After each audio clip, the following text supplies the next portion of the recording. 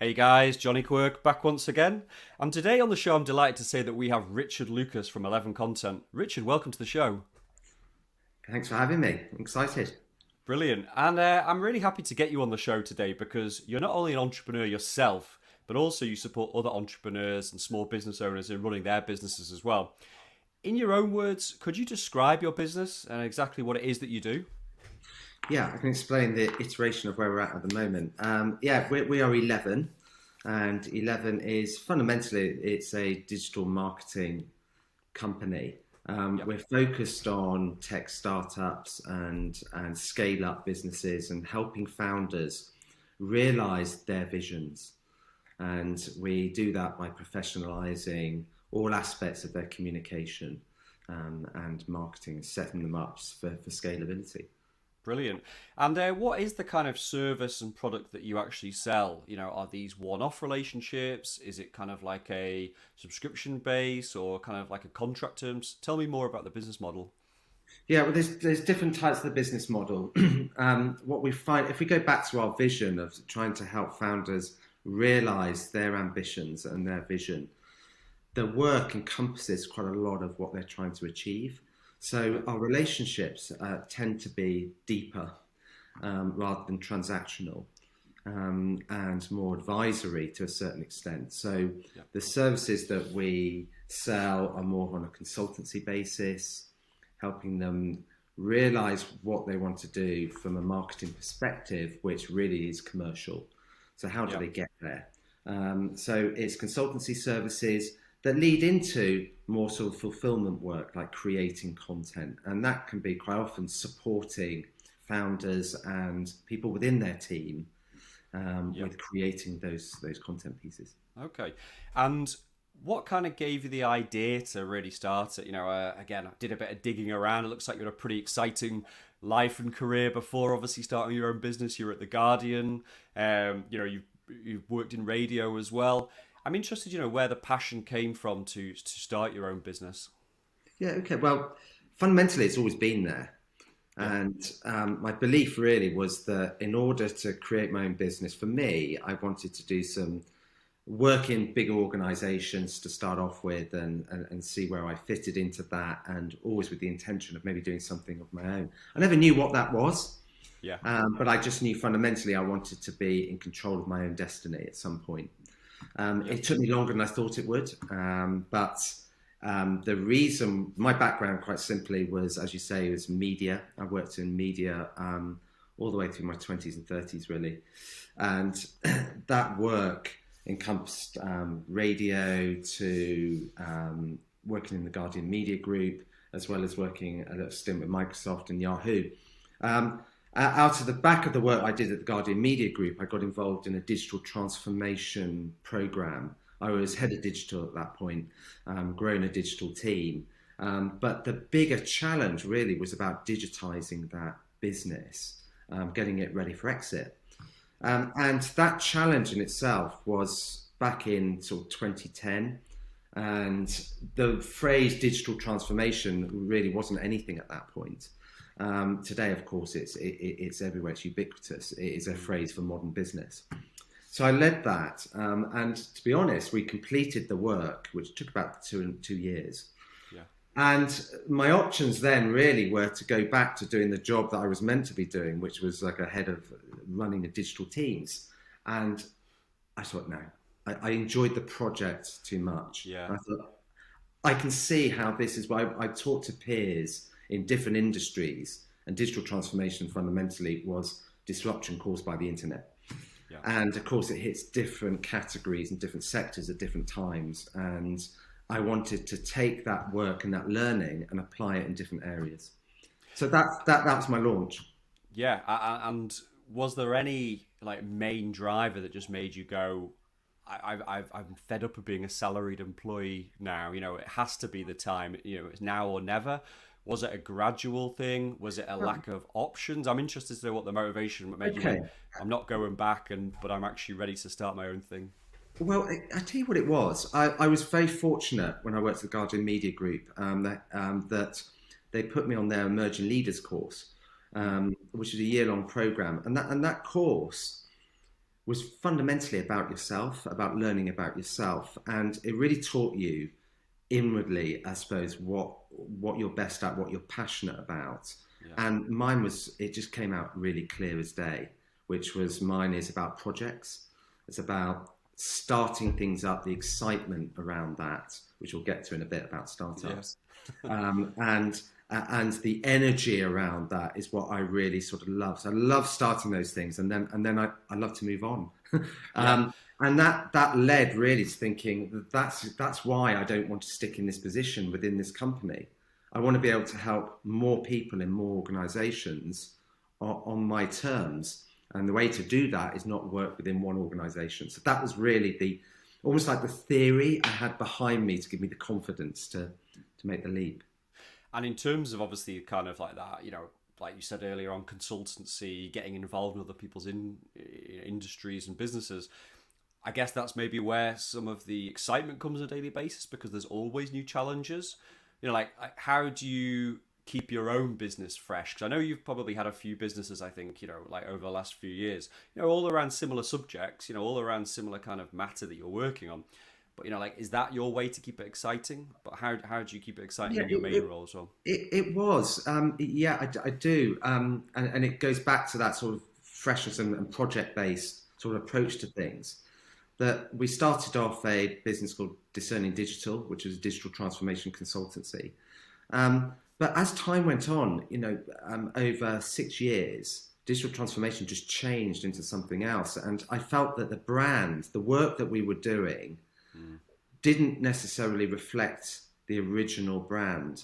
And I just felt that I wanted to niche more into who I really wanted to help. And in order to do that, I created I flipped the brand, and I created 11. So we were discerning digital, but we were doing the same type of work, but I translated that into 11, which I wanted to focus more on tech-based startups and scale-up businesses. And I just felt that we needed that energy, that new brand, and just gave us that energy to sort of take us off in a different direction.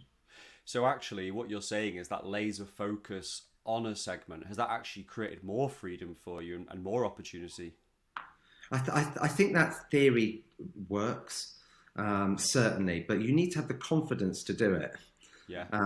To not take all business in all areas. And we're not quite there, but having that focus allows us to deepen our expertise in who we really want to help, which is founders. And in order to help founders, you need to understand more about their world and their ecosystem than just your area of expertise, which is marketing. I need to understand how that fits in holistically to what that founder is trying to achieve. Of course. And you mentioned confidence there. We've talked before many times, and obviously you have a partner, you have children, you have obviously responsibilities. When it kind of came to making that leap and saying, I'm going to go from what I imagine was a fairly well-paid position, in a fairly well-known company, what gave you the confidence that you could go it alone and just go, do you know what? I'm going to make a real success of this. Were there times you thought, I would love to have that paycheck guaranteed in my account every month? Or, I'm interested to know your process there. Okay, yeah, it was frightening, to be honest. By that point, I already had 3 children, under 5 at that point. And it was, the responsibility and the burden was there already. And I did think, I wish I'd done this earlier, but it happens when it happens.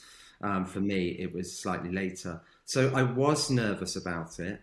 But what gave me the confidence really was about controlling my own destiny. Yeah. And I had some support. I've got a lot of entrepreneurs within the family. Yeah. So extended family, my wife's family, all really come from entrepreneurs that have had their own business. Yeah. So I had that sort of expertise around me and support. Okay. And I would say that my wife had come from a family of, her father was an entrepreneur, And I suppose living with those ups and downs, she was aware of the implications. Yeah, the But so ups much and so that she downs, started roller her own business coaster. as well. Yeah, yeah, and it's a question that I always ask, in terms of our guests on this show, in terms of that entrepreneurial background. I think that sounds really interesting in terms of your wife knows the entrepreneurial game. What kind of businesses were they in, and from your side of the family, do you come from an entrepreneurial background as well? For my wife's side of the family, there's a combination of entrepreneurs all the way through.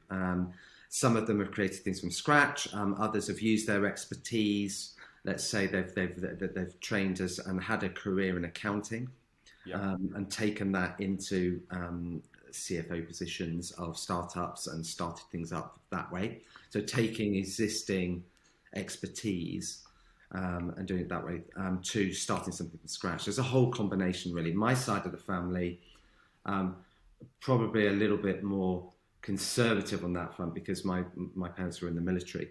yeah, Um, but after my brother has certainly gone in that direction. So the yeah. next generation have. And I think from chatting with you, other times you've mentioned, obviously, I think that you moved around quite a lot. Is that correct? Do you think actually having that kind of, and I mean this the nicest possible way, not that kind of stable place where everything is completely the same, there's not that kind of continuity in life. Do you think that maybe set you up in terms of actually feeling like those ups and downs of startup life, fits in well with you? Does it prepare I you would maybe? say so. I'd say that that's prepared me more. It meant that I didn't feel that I had those restrictions that can tie you to a place, Yeah, those roots. Um, but there's a positive and a negative side of that, of course, and that's allowed me to sort of live in different areas. I lived in London and I live in Manchester now, and it was easy enough to do that yeah. because of growing up in different places around Europe as a child. So yes, I think it did give you more of a sort of positive look at risk, I suppose. Yeah, and I guess as well, in terms of that, actually you'd be exposed to all sorts of different ideas, different kind of areas, different ways of living as well. Okay, maybe on a military base or whatever that situation was, but at least obviously you're getting a bit more of an outside view of the world as well. Um, you mentioned before, obviously from your own, well, from your family, it sounds like you have a wide network already. Like you said, accountants, you've got people to, um, you know, have a grab 5 minutes with if you need a general chat about how things are going. Um, have you almost got the full skills that you would need as an entrepreneur to run a business in terms of that network already, or did you actively really try to source a large network, like a support network, early on as well in your career? No, I didn't. And I look back in hindsight of making mistakes. And, would you fix them in hindsight? I don't know what I would have done differently. I think my gut feel is that I think you just, if it feels right, go for it. And that was Yeah, my view of it. I didn't do that much planning behind it, certainly not as much as I should have done. yeah, Even though I had that support, um, I just did it. And I think that I always had in the background that I could always get a job again, yeah. eventually. If it all goes wrong, I can just go back and get another job. And that's actually kind of like a really important thing to say, because I think when we've been talking with a number of entrepreneurs on this show already, and it is that kind of attitude that they will do a really great job of something, but if it doesn't work out, then they can go and get another job. They back themselves to do Absolutely. that. It's that self-confidence to do it. I think it's not almost like you've just ripped up a your entire life from actually just going and starting something. Yeah, I'll give you an example. An example of that, and a way of thinking. I always used to think, and I think a lot of younger people would think that having a mortgage, for example, would really tie you down, Hmm. and suddenly that restricts your freedom. When actually it's the opposite. It allows you, gives you more options because it allows you to potentially rent that place. You don't have to Yeah. live in the place, and it just gives you more options. And it's just flipping it around, and that's the way I think about business as well. Is that yes, actually, it's giving me more freedom, not Yeah. less. So actually, you need to be fairly fluid in the situations. You've got to maybe a lot of the rules maybe you've set are self-determined rules, but you've got to be fairly fluid and flexible in these situations I as think you've well. got to be fluid to, you can have your own rules, but actually, does that really, it's not tested until you put it into the market. The market will determine Yeah. whether you fit or not, regardless of how much you've controlled it.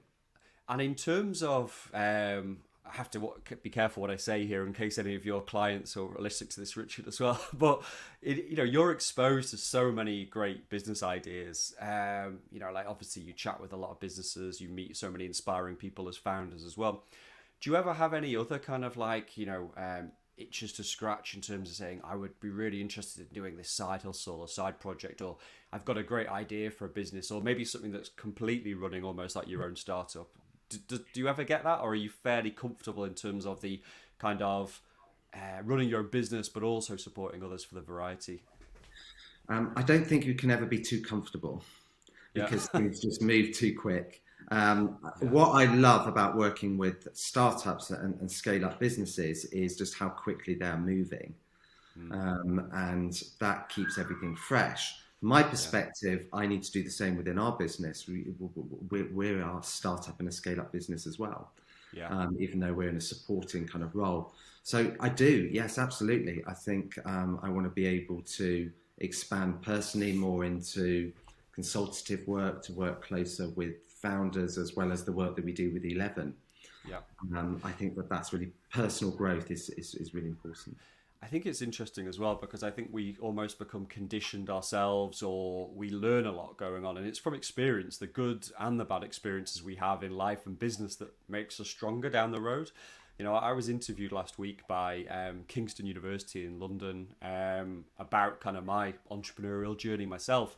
And it was interesting. There was a load of, say, students that were going to be graduating in the next year, like early 20s. And it was amazing. I can understand the pressure on them right now to think, I need a career, I need to get into something. But it almost felt like a lot of them had the weight of the world on their shoulders. It was like, I need to get a job. And if it's not the golden job straight away, then life is almost ruined.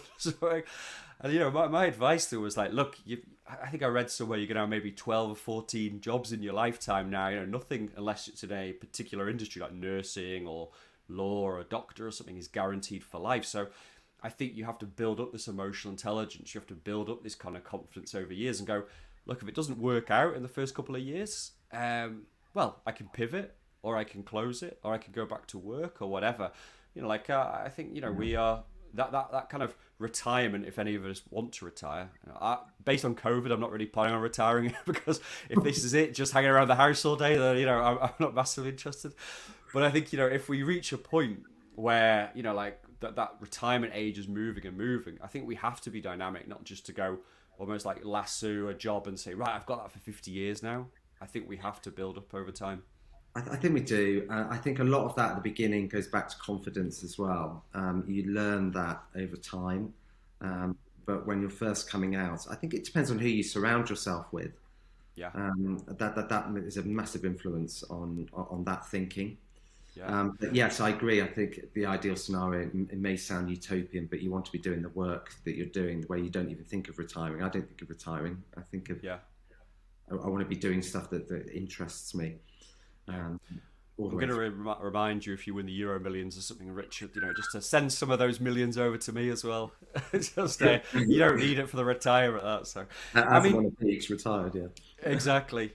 Now, I just want to dig in just before we go into our next section, which is some of your top tips for entrepreneurs. Is around this kind of network. I know you're a fairly I wouldn't say compulsive networker. That makes it sound quite extreme, but you do network a lot. You meet a lot of people. You give back a lot. You also help other people a lot. I know some of it obviously will be to develop your own business brand, but for people who maybe don't have a massive network, but they know that they maybe need to meet more people, either in their field or people who are inspirational to support them on their journey, how would you approach networking? I certainly approach it that never sell to the person that you're networking or talking to in a networking meeting. I really believe in serendipity, and helping others along the way comes round in some way or another. It just seems to happen with the more people that you meet. What's happened in COVID has been, I suppose this explosion of services like Lunch Club and other things like that, where you generally have an opportunity to meet people that I don't think I would have met Yeah. in more traditional circumstances or circles beforehand, and embracing those. But going into those with a feeling of not expecting anything, with little expectation apart from getting to know somebody, and seeing where you can help them, because it doesn't take long to have a conversation to realize that there's an angle very quickly where you could probably introduce them to somebody. It's remarkable. Yeah, I think you're right. Going in as well, fairly relaxed and fluid again is so important. I probably overdid it when I first moved to Manchester, like, I don't know, 11, 12 years ago. I used to go to Yeah. any networking event. I was like, I really want to build out my network. But you go there, really good mood, like, I just want to meet some interesting people. And then you'd have someone who's trying to sell you something within 5 seconds of something that's totally irrelevant to your business or anything. Yeah. And you just see your life drain out of you. So it's kind of like you've got to pick and choose it. But I think going into these situations with, no real agenda kind of helps, you think? Yeah, I really do. Yeah, you just don't want to be that guy who's cornering somebody and selling them something. We've all had that, and We have. maybe potentially done that by accident. But yeah, no, I think that just an interest in listening to people, and if you're generally interested in other people's lives and what they're doing, um, the conversation flows. But I find that when somebody's selling to you direct, they're not actually really listening to you. They're just waiting to have an opportunity to sell you what they're selling you. So Yeah, I can't remember the quote that I read this week, and it was something like, if you do interesting things in life, interesting circumstances will come out of them, or interesting results, or something along those lines. And yeah, I think it's so true. You want to be doing things in a bit of a different way. Like you said, serendipity. You want to be building out your network, but it could be all sorts of interesting people. I think if people want to do work with you or know who you are, then they will find that over time as well. yeah, couldn't agree more. Brilliant. Well, this has all been great to hear about how you got started in business, but here's maybe now the next section where we try and encourage people to really help grow their business, or start, run, or grow a business really from scratch.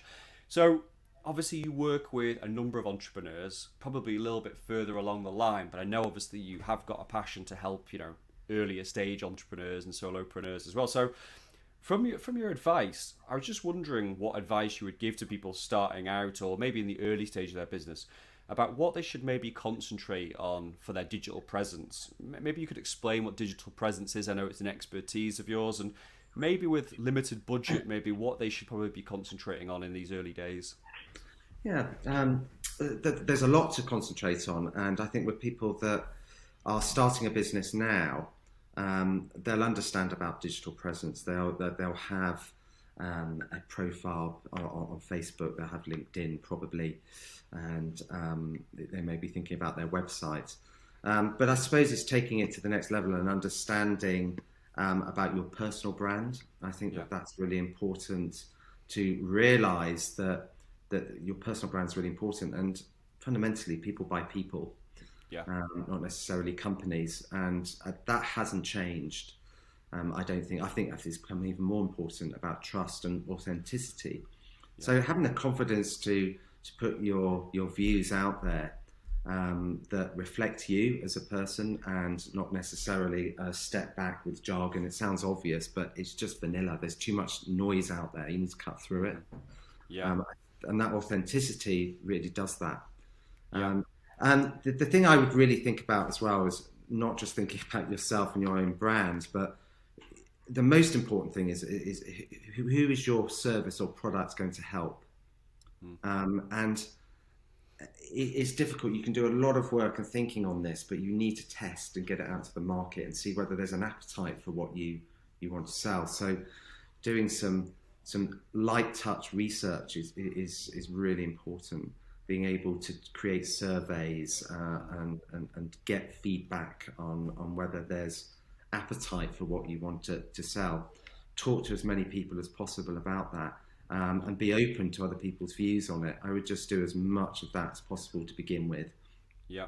and make sure that you don't internalize things too much and think more externally about who your product's for. Yeah, so be incredibly authentic, be incredibly natural, build up this presence, don't be salesy. In terms of that digital presence, I mean, what kind of like, don't need to labor it too much, but like what kind of pitfalls have you maybe seen in the past which think is almost just like toxic in terms of what people are doing out there? Yeah, I mean, our world is mainly in businesses, helping businesses, and so LinkedIn is a big priority for us Yeah, and for our clients. And I mean, we've talked about this just of how LinkedIn is evolved and yeah, just the difference it's been in the last year and how people are using it. It still feels a bit Wild West to me, yeah. but and I still don't think it knows exactly where it's meant to be. But the obvious pitfalls are directly sort of selling or humble bragging, and Yeah. it's just not authentic. And There is a it's hell of a just lot of not spam, helping. isn't there, as well? Yeah, it's just not Yeah. helping people, filling people's feed with the stuff that's not that relevant. It's just not relevant. Hmm. So I think that, yeah, it just goes back to helping your customers, your potential customers.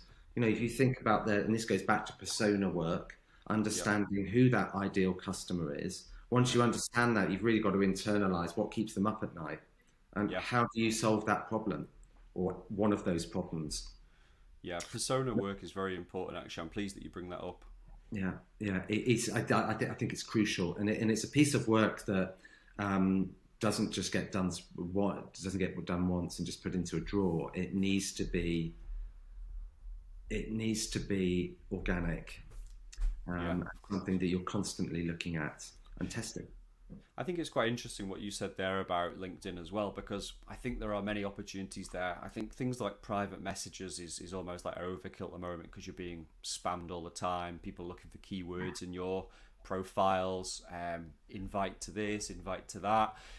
But I think maybe some of the opportunity, what you said about being natural and authentic, could exist for some solopreneurs if they maybe are in service-based industry. So I think being natural, LinkedIn, like you said, being valuable, sharing insights, but also being very personable. And the way I see it, we're helping here at Subkit help some people who are creating yoga businesses or building wine clubs or those sorts of things. And I think what's natural there is that even though it's full of people talking about business, these people are still going to be potentially interested in wine because actually it's a well, let's call it a luxury product stroke commodity, but it's something they can really get into, and without trying to directly sell, they should hopefully ambiently be able to find out about you. It's the same with services such as yoga, meditation, whatever. I think if you're coming across a natural way, a lot of these business people will need that chill out time. So I think there's opportunities there to dig into LinkedIn, but I think it's got to be so natural. It's got to have something that cuts out from all the noise about hustling and Forbes articles and stuff like that as well. Yeah, I have seen it change over the last year, certainly, of what you can see what gets traction and what doesn't. You can just see how many likes and comments it gets. Yeah, Um, and different formats are interesting as well. I think the long-winded articles not necessarily getting as much traffic or engagement as tiles, for example, and putting those together because you just think of people browsing on mobiles. yeah. Using those different formats and testing is really really important. So one of my favourite buzz terms, Richard, that you've mentioned over the years has been scalable assets. It's something that really kind of like appealed to me because I just think it's got so much longevity in terms of these scalable assets. But for people out there, I was wondering if you could maybe explain what scalable assets is and why it's so important for a business. Yeah, well, I suppose it wasn't a term I coined. It's a term that Daniel Priestley uses in some of his books. Yeah, But it's a really good phrase. I think it's effectively creating assets create revenue in the physical world, and he uses this example actually of having a house. If you were to inherit a house, it would be able to generate revenue for you without you doing anything. Apart from updating it, that's what an asset does. So it creates revenue for you. But it's not scalable. Scalable assets are those in the digital world. So it could be something that you've created, like a white paper. It could be articulating your process that lots of people are able to download yeah. without you having to do the work again. So these assets are really important to And I produce. guess And I guess is it maybe taking, say, one kind of content that you've made and being able to chunk it up into different pieces for, different Yeah, audiences? we like to another phrase we like to use for source content, Yeah, and source content is exactly that. It's something that is true to it is the single point of truth. It could be a piece of research, for example, that you've done. We talked earlier about maybe doing a little bit of market research. The insights that you grab from that can be put into a research piece. It could be put into a white paper, for example. yeah, But that is the source. yeah. And you're able to extract from that lots of different insights, create articles, you could create a video, you could create interviews, and blow up that piece of source content into lots of different pieces to be able to push around a part of your digital presence. But the beauty of it is that it links back into the original source. So all of the pieces of content are aligned. Yeah, and I guess for people out there as well who want to know how I'm using this, for this Go Solo podcast today, we're recording this. It'll be on video on our YouTube channel. Then obviously the audio will be across all unusual podcast places. We will turn it into a blog post, which is great. So obviously we can use the same material. We can then take out chunks as well and use those for social assets and sharing. And also obviously we can kind of use it for compilations. So we are building a library of great entrepreneur books that our guests are talking about. And that just means, from one, hour-long call, we've managed to make all of these kind of like assets out of one thing. So I think I'm Yeah, along the right lines you there. are, and you are sweating that asset. Yeah, You're really making it work hard, and that initial investment. So you can see the scalable sort of use of it. it kind of makes a lot of sense as well, because I guess you can also target other people as well. There's different segments. The press may be interested in one section. Say you do a survey, it could be, why yoga is great for your body or something. And mind 10 surveys or something, or a questions coming in, or or it uncovers some kind of like new thing which you can obviously get out there as well. So I think you Yeah, can probably target different people with the assets as well. I mean, certainly could. That yoga is a really good example. If a yoga instructor was to create a survey to find out more about, I suppose, the benefits of yoga with their existing customers over a period of time, create a survey that is mainly numerically based so that Yeah, you're able to sort of see the trends of that data, and that the more the data, the better. And out of that will come insights that you can then follow up in more qualitative work yeah. and interviews. And before you know it, you've created lots of content that is really relevant to your target audience right now. Yeah. And I guess as well, probably that's going to be a lot higher quality in terms of, it's probably going to be a lot higher quality than just say paying for loads of social media ads or something. The value and the quality is going to last for a long time online and can be re-envisioned many times. It's Yeah, actually that, got that stuff which organic drives the nature audience. and evergreen nature of that content. Don't get me wrong, paid social, there's a place for it, certainly. We like to use it to boost what we're doing, Yeah, and the combination of doing that, because obviously you can get really granular with the targeting. yeah. But we focus mainly on the organic piece of work, the original piece of work to start off with. And I guess that's that source content again. It's that kind Yeah. of really high quality. It's like you just want to basically get it, pushed out there to as many people as possible. Yeah, you've But just got to make it work hard, because creating source content is not easy, and there's an investment of time and energy in that, yeah, and skill, and but you've got to make it work hard. and in terms of that, like in terms of content strategy, this could be, we probably talk all day about content strategy, so we don't need to dig massively deep, but obviously, it would be good to give people some insight into that. I'm working with a number of entrepreneurs right now, and my team is about, how they can start writing content, Okay. how they can start creating some kind of audience, or get a potential audience interested in their content as well. Yeah. But it's a bit tricky to kind of know where to start. I guess it's where to pitch it, frequency, what that content should be. Okay. I'm interested in how somebody should maybe go about just starting to research or think about putting together a content strategy.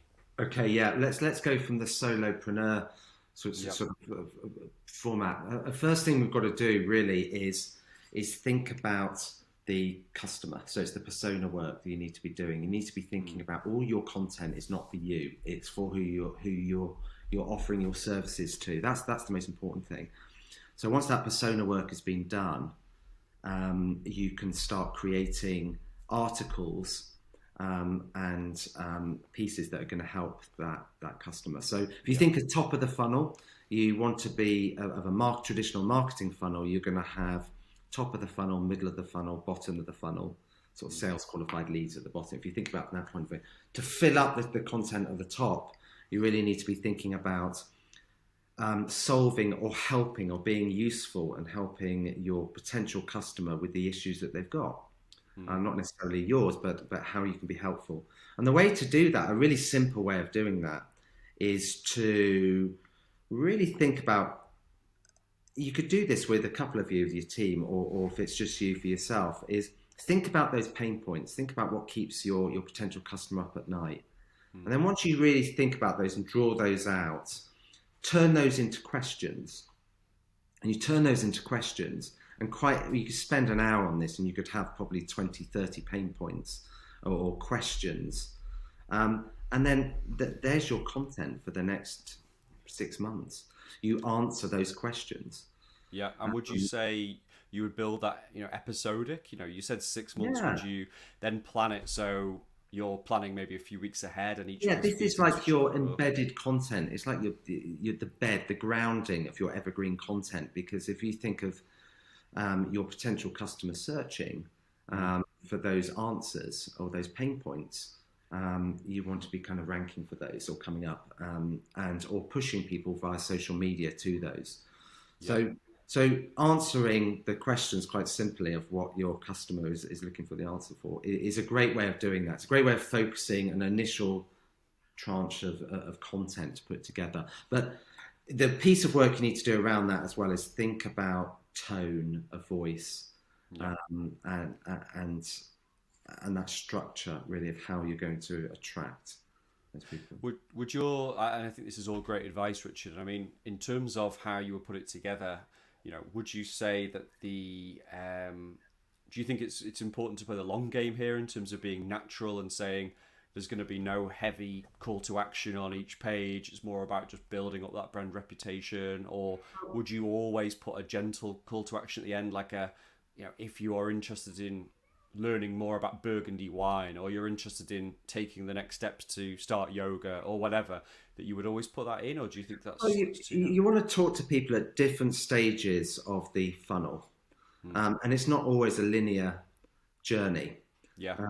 I.e., you read this content and therefore you download my article and therefore you become a customer. People come backwards and forwards at different points of the sales funnel. So that's why having a lot of content that is top of the funnel is really, really valuable.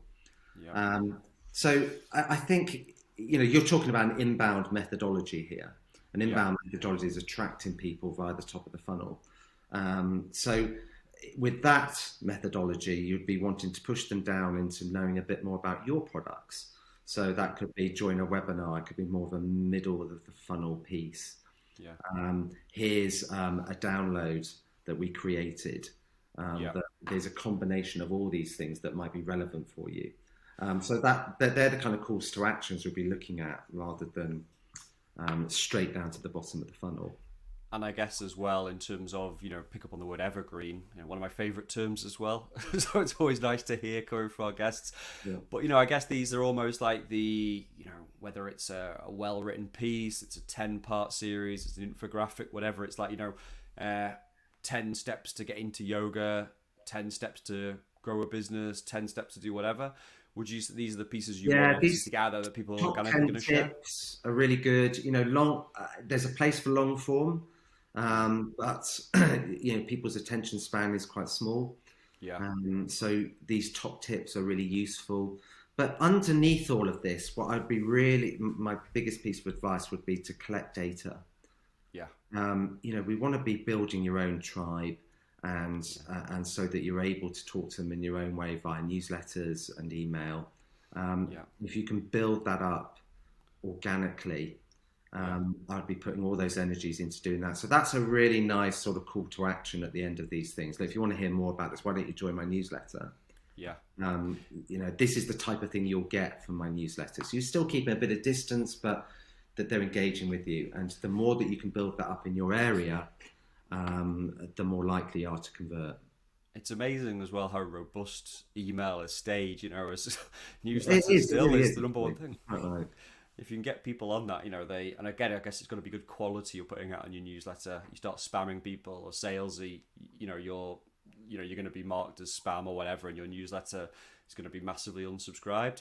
Whereas Yeah. actually, if you're putting out gold, but actually only putting out at certain times, and people want to follow along on that, whether it's a drip campaign or just a really interesting newsletter, There's that an must obviously approach. be good. It goes back to the networking conversation we had right at the beginning, Yeah, which was, do you sell direct in that networking? No, you don't. yeah. You're really sort of, that's the same way I see a newsletter. So our newsletter, our 11 newsletter, I write it in the persona, it comes from me, but it's for friends of 11. Yeah, it's very That's what I natural. write it for. Yeah, I'm not selling to the people on my list in particular. What I am selling to indirectly is the people that they know, and a yeah, wider network. So, which is the same principle of networking in real life. So that's the same sort of. I find that gets the best results, and therefore, if brilliant. you've got that friends of, Yeah, your natural authenticity comes across. It's easier. yeah, It's of easier to be course. more natural. And I think just I can say it does come across very natural. Your newsletter, it's nice to read. It doesn't feel like it's too heavy. It feels like it actually is coming from you, which is nice. It doesn't look like it's been formatted in the best possible way. It doesn't look like it's kind of come from a generic newsletter. It looks Yeah, like it is like a letter from a friend, if you will do. yeah, and I think that that's very much on trend at the moment.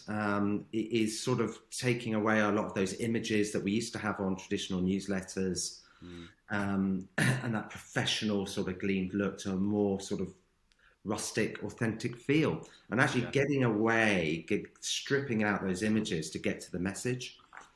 It is certainly what is getting traction yeah. through. Yours are very similar.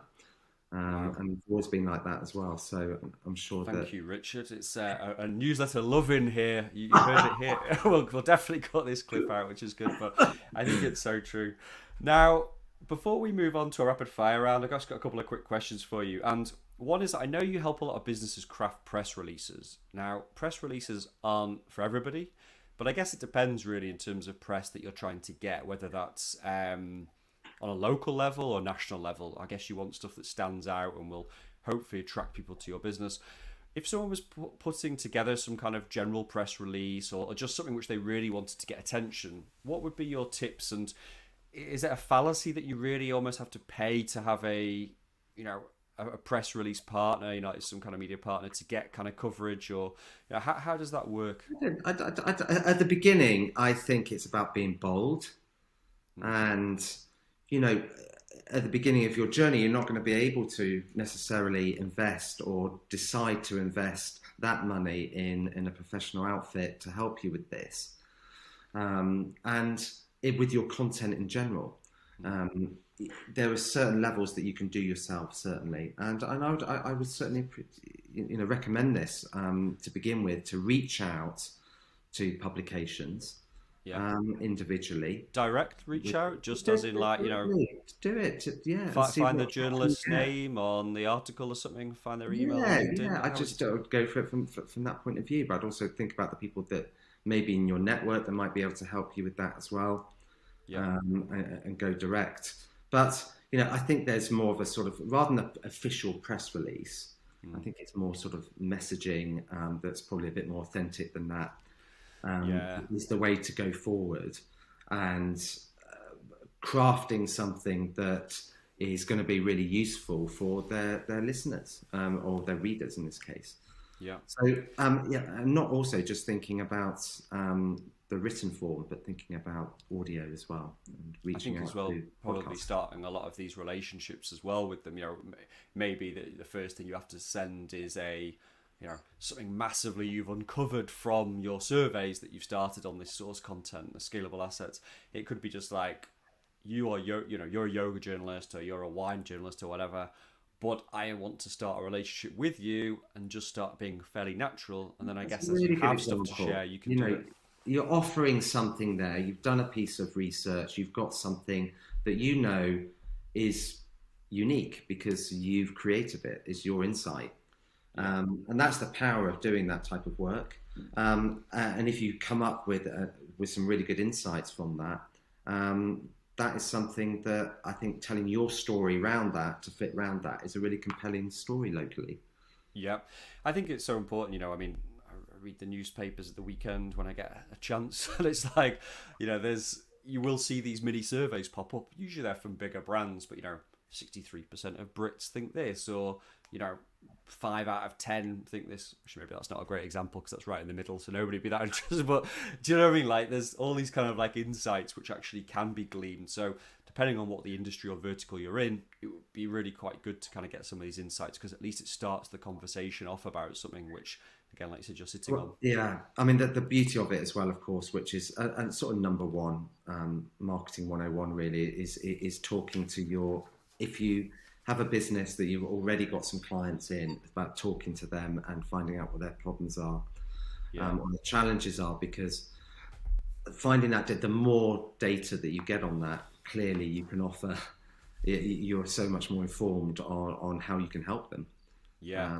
and therefore not help them, but probably those within the industry as well. I think that works really well, because actually it ties in with exactly what we've said. Say somebody has 40 hours a week, they want to basically look at where they can best put their time. So it might be that, obviously they will maybe be doing the business. Obviously they've got something they have to sell at the end of the day to make money. But maybe a few hours of it should be creating the source content, and then maybe 1 hour a week or 2 hours could be building your network, reaching out to journalists or influencers in that space or whatever, and just starting to Yeah, build the relationships, and there knowing are. that. I think it's the thinking that they've got to do really at the beginning. The Yeah. execution of it. There's lots of different services like Fiverr, where you'd be able to get some help on that. That's really reasonable. So, the execution of the work is not necessarily as important as the thinking behind it. Of That's where course, yeah. I get them to think and Yeah. focus that marketing energy. Yeah, we've interviewed quite a few entrepreneurs on this show, and quite a few of them are fans of this outsourcing, whether it's Fiverr or Upwork, these sorts of Yeah. people, and they can, once obviously you've got your head around it and you know what you're outsourcing, then it's a good way of doing that to free up a little bit more time, after those first few months of getting stuck in the trenches as well. Yeah, and then you increase that investment, time, and energy as you develop. Yeah. Right, Richard. Well, I'm delighted to say I appreciate all those top tips there. I know I've made loads of notes as well, and I hope everybody who's listening out there has as well. This is our rapid fire round where we go through, find out, literally just some quick answers on some of your, some of the things which kind of make you tick as a business owner and entrepreneur yourself. So let's kick off with, who are your favorite entrepreneurs and why? I think at the moment I won't give names, but I think those based in science at the moment, I think, and what they're trying to change. That I think they're the ones that are inspiring me at the moment. Okay, this actually answers the question too, because that was your most inspiring people. So there you go. That you've managed to make that super rapid, which is good. In terms of your favourite business books and online business resources, what would those be in terms of what's really making an impact yourself on your own kind of business? Maybe ones that you think would help other people as well. That's some really good ones, Fred. I mean, there are so many. But I think certainly with your journey that you're doing as a solopreneur, you need this input and inspiration. And I find that you might only take a couple of things from each one, but just go with that. Don't expect too much from each one. But yeah, I've mentioned him before. Daniel Priestley is a really good place to start on scaling your business and any business. He's got he's really practical tips. I do recommend him. I'd probably start there. I'd leave it probably there for now. And how often, as an entrepreneur yourself, do you actively read a lot of books? Yeah. Do you start a lot of books? Do you finish lots of books? I have about 10 on the go all the time, but whether I ever get to the end, I'm not so sure. But, are you a compulsive reader as well? I am, yeah, in all elements, and I really enjoy reading, and I try and put it as discipline each day. Yeah. To read business books as well as read, all types of reading, really. So yeah, it's a really important part of my day. There's a really good business called that I was introduced to called Rebel Book Club, Right. Okay. and those guys they're really interesting what they do. But their journey I really recommend, where they're going from reading 4 books a year to 40. And Wow. how do you do that, and just the power of it. I'd really recommend those guys. I have a dream one day, this is probably when the kids are in their teenage years and are probably playing PlayStation or something all day, that I could maybe sit in my favourite chair and read a book for half an hour or something with a coffee. That is what you have to tell me. Is that realistic now your kids are older, or does something No, else take over? they're exactly there, and no, it's not Okay, realistic. I thought you might be a good guy. I could look into the future and see what my life might be. So I don't want to burst that bubble. yeah, I think I get 15 minutes with the Times on a Saturday in my chair with a cup of coffee, and then it's like, right, what are we gonna do now? It's like, Yeah, right, okay, I'll reach the end of it one day. yeah. In terms of your own business journey, if you could look back, we don't look back too much in life, of course, being entrepreneurs. It's all about the next thing. But would there be something you probably would maybe do differently once, if you could do it over again? I think reach out more for support.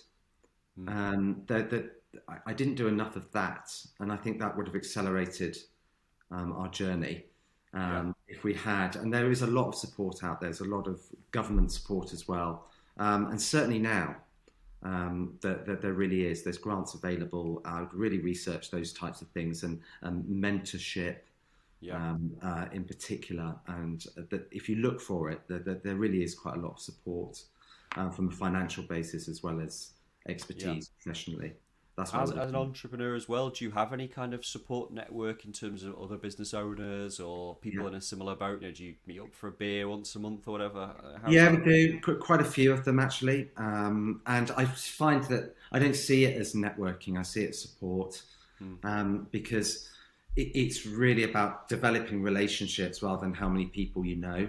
Yeah, It's better to know less of them but more deeply. So that takes time.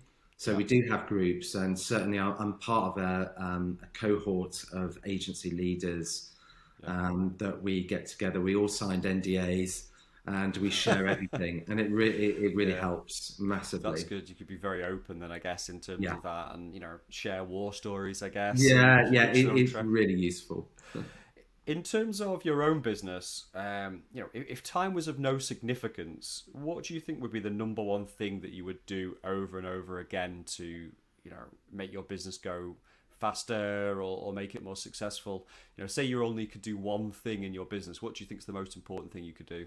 Well, business at the beginning it just can't function without sales Hmm. and a healthy pipeline. I would focus more energy, as much energy as that's possible, because everything else doesn't really matter if you don't have a healthy pipeline. Yeah, And there are different ways of doing that, and having a sustainable pipeline is really important, mm, not just leads coming from one specific source.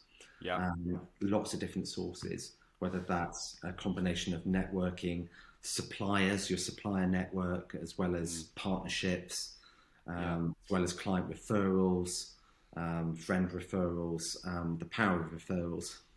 Yeah, I agree. I think all of those are very strong, especially networks, partnerships, those sorts of things, because there's no point in doing direct sales. And we can say this from anybody who runs like a part-time side hustle to somebody who runs Yeah, a big tech startup. If you can drop a link in there to someone that's highly relevant, and whether it's a direct sale or at least builds a relationship, that's what you need to be doing. It can't just be one-to-one relationships forever, really, because unless they're massively high, high yield, business owner that you only need 2 or 3 customers a year to function, that's when there's probably a time for one-to-one as well. yeah, yeah. It's that combination of offline and online. Yeah. But I put it at the center of everything at the beginning. In terms of work-life balance, this is always a big topic here. What sort of things do you put in play to have a successful work-life balance? Do you have a successful work-life balance? Tell me No, more. Yeah, it's especially work not in during lockdown. progress. Work in progress. I mean, it's a challenge because we've got 3 teenage children, Yeah, um, and my wife's an entrepreneur as well. So she's got her own photography business. yeah, So you're restricted to a certain bit because you want to put your attention on children, and I need to, to share responsibility for her time to grow her business. So there are restrictions there, but just understanding what you can do in a day, and having realistic growth targets has worked for us. But it depends on what type of business you're trying to create. If you're trying to grow one very quickly, aggressively to exit, that has a different sort of type of challenge. So I think having other interests outside of work is really important as well, and energy, so that there's a distraction outside of just family as well as work. I agree. I think the distraction really helps, and I think from what you're saying is almost set yourself up for successes for sustainable business growth, for a I mean, sustainable lifestyle.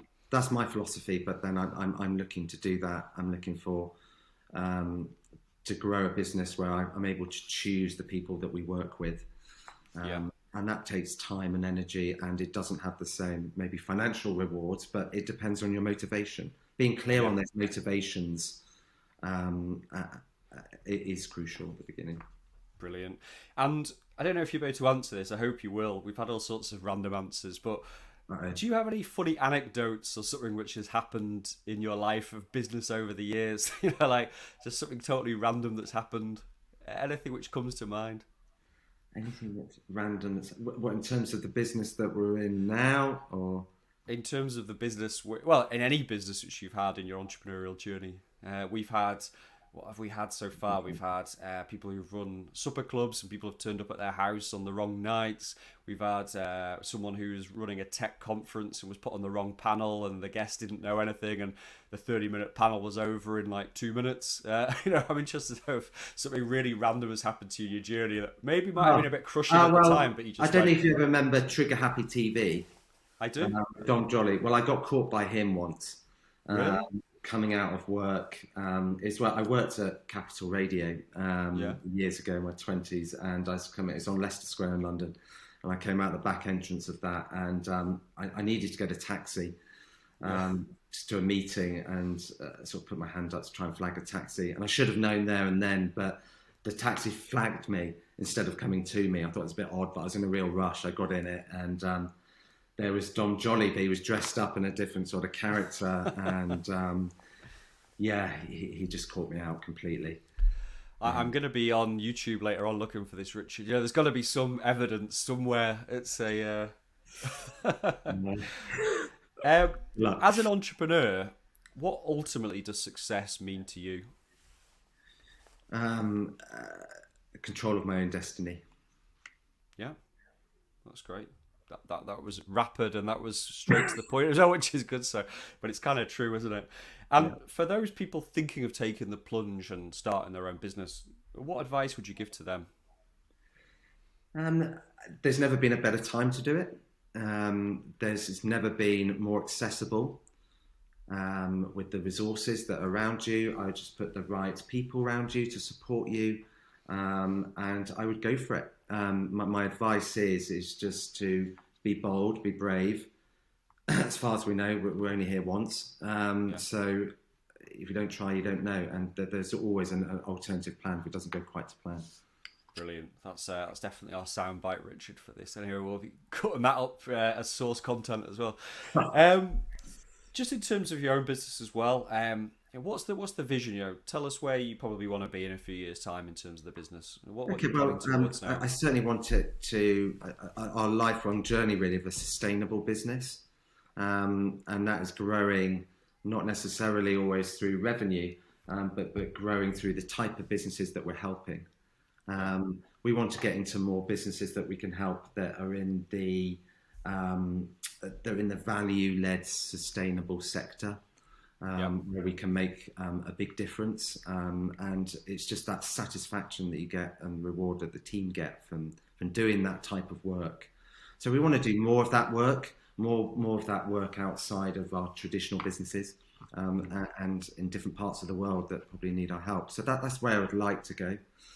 In terms of and I think in terms of that, would you say that maybe would come under your 11 bracket, or would you under your 11 banner, or would you maybe say set up like a almost like a shop window for that specific one, for that Yeah, I think specific new. we're playing around with lots of different things. We want to work with 11 Foundry, Yeah, which is helping people at the beginning of their journey yeah, and finding ways to do that, as well as our traditional business of 11. And then there's 11 for Good as well. I want to be able to set up things like brilliant. that.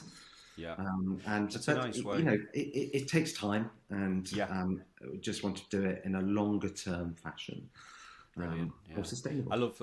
Yeah, I love those sub brands as well. I think once you built up that brand equity and you have that audience, and you have that trust, then you can start to look at sub brands. It also So, works for me. Look forward to that.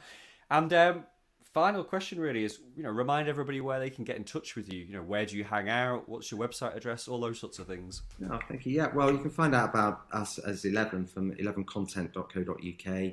Yep. You can just find me on LinkedIn. Is probably the easiest way to find me, and that's just Richard Lucas. That's the easiest way to get hold of us. Yeah, amazing. And just leaves me to say, Richard from 11 Content, thanks very much for joining the Go Solo show today. We really appreciate you being able to join us, and we hope to catch up with you soon. Pleasure. Cheers. Thanks very much for having me. Thanks a lot.